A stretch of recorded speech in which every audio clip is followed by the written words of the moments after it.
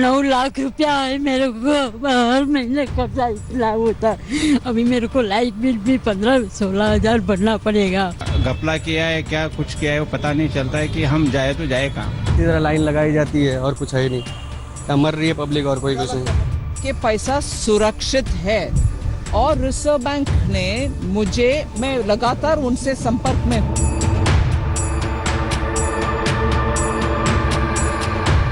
जब हड़कंप मचा, जब लोगों की आंखों से आंसू बहने लगे, जब बैंक के बाहर लंबी लाइनें लग गई, जब बैंक का दिवाला निकल गया, तो सरकार भी नींद से जागी, जांच एजेंसियां भी हरकत में आ गई। यस बैंक के पूर्व सीईओ राणा कपूर पर ईडी ने शिकंजा कसा।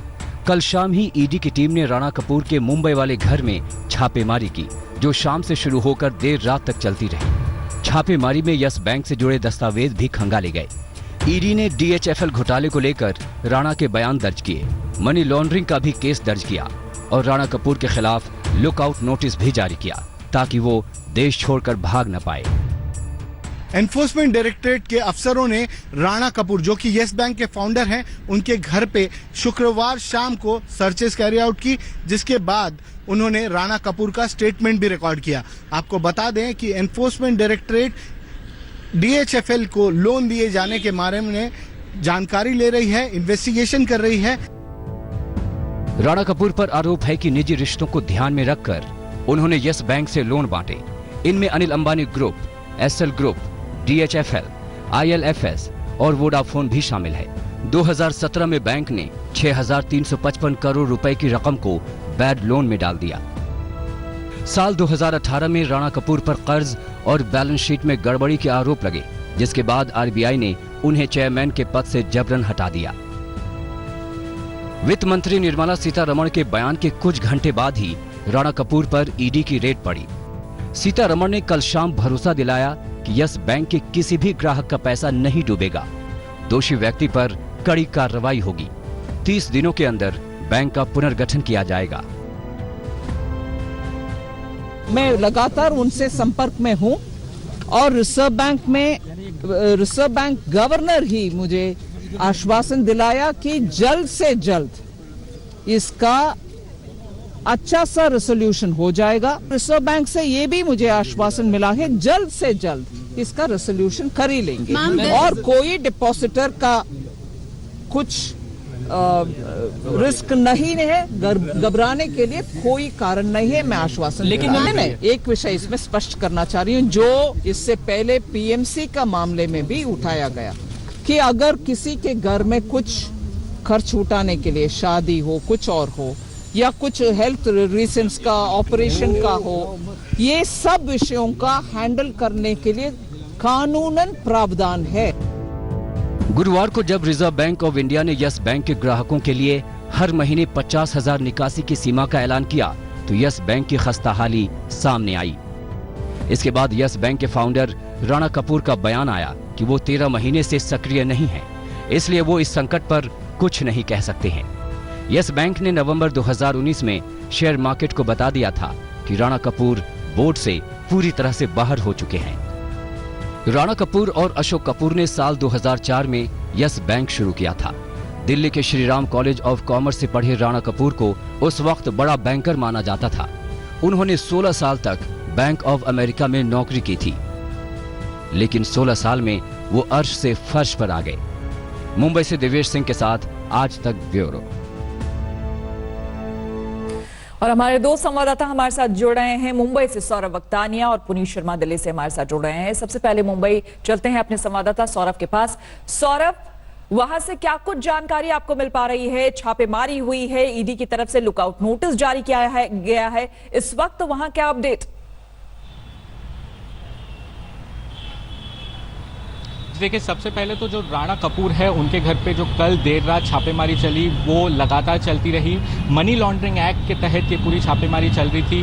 दूसरी सबसे अहम बात कि अब ईडी ने इनके खिलाफ लुकआउट नोटिस जारी कर दिया है। इसका मतलब ये है कि अब वो देश छोड़ के नहीं जा सकते। दूसरी सबसे महत्वपूर्ण बात श्वेता, ये कि आज अभी कुछ ही देर में 10:30 बजे के करीब एसबीआई एक सबसे इंपॉर्टेंट प्रेस कॉन्फ्रेंस करने जा रही है। ऐसा बताया जा रहा है कि एसबीआई जो है वो येस बैंक को बेल आउट कर सकता है, कुछ प्रतिशत जो येस बैंक के है वो खरीद लेगा, लेकिन कितने ये जो खरीदारी होगी वो कितने करोड़ की होगी, क्योंकि ऐसा बताया जा रहा है कि 2400 करोड़ का इन्वेस्टमेंट एसबीआई को करना पड़ेगा अगर येस बैंक को बेल आउट करना है। तो कुछ ही देर में मुंबई में ये प्रेस कॉन्फ्रेंस होनी है। और यहाँ की अगर जो बात करें श्वेता, तो यहाँ पर देखिए कि हम परेल स्थित येस बैंक के एक ब्रांच में मौजूद है और सुबह 9 बजे से ये बैंक खुल गया था और जो ग्राहक है यहाँ पर उनकी लंबी लाइन यहाँ पर आप देख सकते हैं, ये उम्मीद में कि जितने भी पैसे उनके बैंक में हो वो निकाल सके। कितनी परेशानी हो रही है इस वजह से?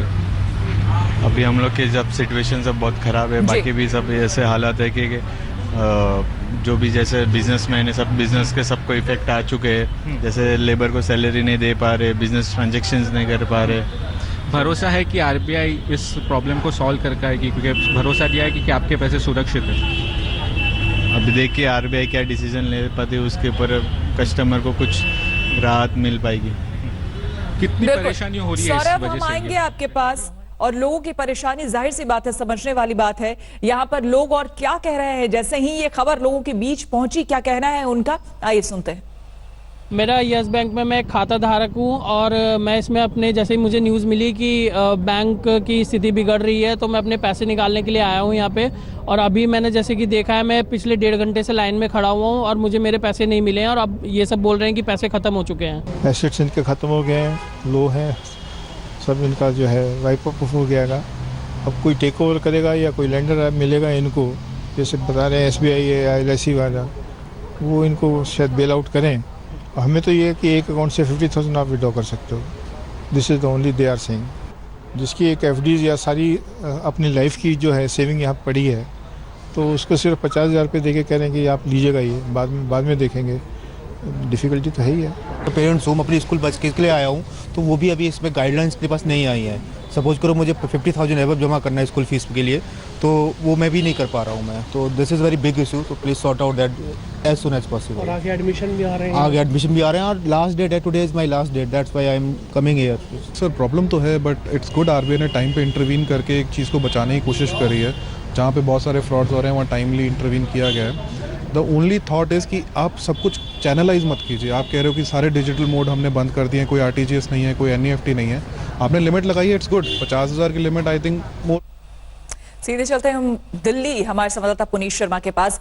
पुनीत, जब से ये खबर आई है हर जगह हड़कंप मच गया है। जो निवेशक हैं, जिनके खाते हैं यहाँ पर, वो परेशान है, हैरान है। दिल्ली में क्या स्थिति है? आपकी बात हुई होगी खाता धारकों से, क्या कहना है उनका?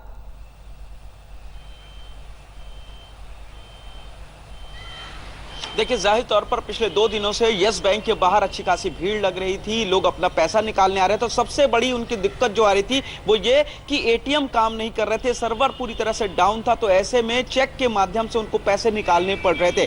ऐसे में काफी ज्यादा लंबी लाइन लग रही थी, टाइम टेकिंग था। एक तरफ उनकी समस्या कि आखिर कैसे 50,000 रुपए में वो पूरा अपना महीना चलाएंगे, तो दूसरी तरफ जो यस बैंक के खातों में उनकी गाढ़ी कमाई जमा है, क्या वो उनको वापस मिल पाएगी या नहीं, इसकी जानकारी करने के लिए भी तमाम लोग बैंकों के चक्कर लगातार काट रहे थे। और सुबह होने के बावजूद ये यस बैंक जो कनॉट प्लेस है, इसके अंदर लोग आ रहे हैं और अपने पैसों को निकाल रहे हैं। 2 दिन काफी ज्यादा भीड़ थी और सुबह से लोग यहां अभी आना शुरू हो चुके हैं। सभी का यही कहना है कि आरबीआई आश्वासन जरूर दे रहा है, लेकिन जो उनके पैसे हैं वो आखिर उन्हें कैसे मिलेंगे, और अगर बैंक दिवालिया घोषित हो जाता है तो आखिर उनके पैसे डूब जाएंगे। ऐसे समय में सबसे बड़ा सवाल निवेशकों का, खाता धारकों का यही है कि क्या होगा उनके पैसों का। ऐसे में सरकार को ही सामने आना होगा और खाता धारकों को आश्वासन देना होगा उनके पैसे को लेकर के। तो यस बैंक को लेकर एक बार फिर से सरकार घिर गई है और इस मुद्दे पर विपक्ष ने सरकार पर हमला बोला है। सब जानते थे कि यस बैंक डूबने वाला है, और फिर आज देश की जनता डर रही है कि जो बैंक में उनका पैसा है वो भी रहेगा या फिर वो भी डूब जाएगा। आज आप सबसे कह रहे हैं कि 50,000 रुपये तक निकाल सकते, वो भी झूठ है। 1,000 रुपये कोई नहीं निकाल पा रहा है। लाइन पे लाइन लगी हुई है पूरे अकाउंट होल्डर्स की, सब परेशान है। सरकार की गलत आर्थिक नीति के चलते एक के बाद एक बैंक उनका आर्थिक स्थिति जर्जर होते जा रहे हैं, एक के बाद एक। पहले पंजाब नेशनल बैंक, आखिरकार सबसे ज्यादा भुगतना पड़ता है किसको? आम लोगों को, जो उस बैंक की सब्सक्राइबर है। नमस्कार, मैं हूं अंजना ओम कश्यप। हमें उम्मीद है ये वीडियो आपको पसंद आया होगा। लेटेस्ट खबरों के लिए यूं ही देखते रहिए आज तक, और इस वीडियो के पसंद आने पर लाइक, शेयर एंड सब्सक्राइब करना ना भूलें।